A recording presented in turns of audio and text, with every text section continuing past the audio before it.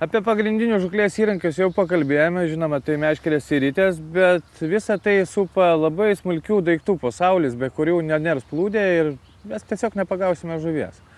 Ir žinoma, vėlgi vienas turbūt iš svarbiausių žuklės įrankio akcentų tai yra ta plona gija, kuri mums leidžia traukti pakankamai stambę žuvę, leidžia su ją kovoti, vėlgi pasiūlyti plūdę numesti į vietą savo plonumu ir savo stiprumu. Vėlgi išlaikyti žuvį, nenutraukti pavadėlio ir Eugenijau gal apie valus tu šiek tiek plačiau.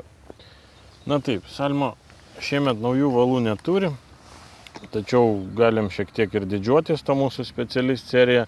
Tame tarpe yra štai specialist match valas, skirtas plūdiniai meškeriai.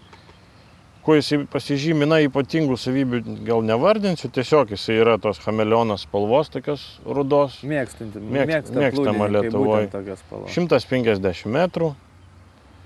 Ir turbūt vienas iš svarbių akcentų vis dėlto jisai nėra absoliučiai neužstorintas. Tai yra 14, tai yra 14. 16 yra 16. 14 gaunas kartais 15 pas kitus gamintojus, ar netgi 16 numeris. Na ir nėra pats brangiausias, tiesiog vėl tas pats prieinamumas. Svarbiausiai, kas yra meškeriotė. Bet dar yra valų grupės, kurie vėlgi mes jau nekartą esame susipažinę, tai vis dėlto tas legendinis fluorokarbonas, apie kurį tu labai mėgsti kalbėti. Aš jį mėgstu naudot ir aplamai aš jau išbraukiau visus kitus valus ir žiemą, ir vasarą. Ir museliniai meškeriai. Ir museliniai, ir visur, ir net ir plekšniam tos pačius pavadėlius ryšam iš fluorokarbono. Ir jau drįsta žmonės dėti kaip pagrindinį valą, ne tik kaip. Kodėl drįsta dėti, aš galiu paaiškinti, nes iš tikrųjų fluorokarbonas, nors jis nėra iš pigių valų segmento, tai labiau Grand Maxas, japonas, kuris pats drąsiai sako, kad yra stipriausias fluorokarbonas pasaulyje, tai jau šitą sako. Ir šiaip netaip senai jį pradėjo bandyti plūdininkai, žvejojantis iš tolimo užmetimo meškerę, naudodami Wagler tipo plūdę. Privalumas koks? Visi žinom, kad fluorokarbonas nėra ypatingai tasus. Ko mums reikia, kad mes iš toli pakirstumėme žuvį. Jeigu turim minkštą meškerę, jeigu dar labai tempsis valas, vėlgi nieko gero nebus, galim neturėti to įkirtimo. Antras dalykas, kad jis yra greitai skęstantis. O ypatingai žvejant stovinčiame vandenyje, ypatingai Wagler tipo plūdėmis, ko mums reikia? Mums reikia užmesti meškerę, paskandinti valą, kad jis kuo greičiau nuskęstų, kad jo paviršiuje neplaukėtų, kad jo neįtakotų nei vėjas, nei banga ir mūsų plūdė atsidurtų būtent į jaukinimo vietą. Ir kuo greičiau valas paskęstų, kur jau po vandeniu jo nebeveikia, paviršinės srovės. Ir ne viena meškeriotojai pabandžius tą valą sakė, kad būtent ypatingai sportininkų tarpe, kad tai yra tas daiktas, kurio reikia žvejojant iš tolimo užmetimo plūdę stovinčiam vandeniui. Tinka visuose tvenkiniuose, ežeruose, karjeruose, tam, kad jūs pasiektumėt maksimalų kontaktą ir su žuvim, ir su savo jaukinta vieta. Na, apie pavadėlius, Eugenijau. Apie pavadėlius vėlgi galima naudoti ir tą patį softą, nes yra ir po 50 metrų. Arba plonesnius valus, ten nuo 10, 12, 14.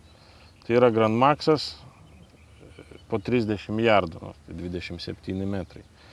Apie stiprumą iš tiesų vaikšto legendos. Galit tikėt, galit ne, bet tikrai žmonės yra ir sulaužę meškerę, bet nenutraukia valo. Ir esu pat žiemą, ir vasarą ištraukęs neįtikėtinos didumo šakas ir nebijo mazgo. Kas tikrai nebūdinga fluorokarbonui, bet būtent Siguarui, Grand Maxui tam minkštajam soft pliusui būdinga tai, kad jisai visiškai nebijo mazgo. Tie šunmazgiai net kartais nekreipi dėmesio. Ne pigus malonumas, bet neįtikėtinas stiprumas. Čia galiu iš kitos pusės, ką reiškia nepigus malonumas? Taip, tai tikras japonas, o visų antra, gerai, kiek jis ten gali kainuoti toksai? Maždaug parduotuvėje. Apie 30 litų. Apie 30 litų pavadėlinis valas. Kiek mes sunaudojam per sezoną pavadėlinio to valo? Gerai, nutraukiam 10 kabliukų, tai po 10-15 cm, tai mes, 20 kabliukų, tai mes prarandame 5-7 metrus valo. Nebent atsisėdė kur nors karplėšinę, nuo jo nepasitraukiam ir lupam vieną po kito kablės ir sėdim patenkinti. Tai jeigu toks valas nesensta, apie ką mes kalbėjom, jeigu jo nusipirkai pavadėlį tokį ritinėlį ir turi 2-3 metus, tai kas tas gaunasi brangumas? Na, iš tikrųjų, tu teisus. Kas tas gaunasi brangumas? Jeigu turi gerą, stiprų pavadėlį ir nepaleidė didelę žuvies ir turi didžiulį malonumą, negu turi, pigų pavadėlį, bet jisai tau ten plišinėja nuo kiekvieno šakelės ar kriauklelės. Vėlgi tas. Na, taip.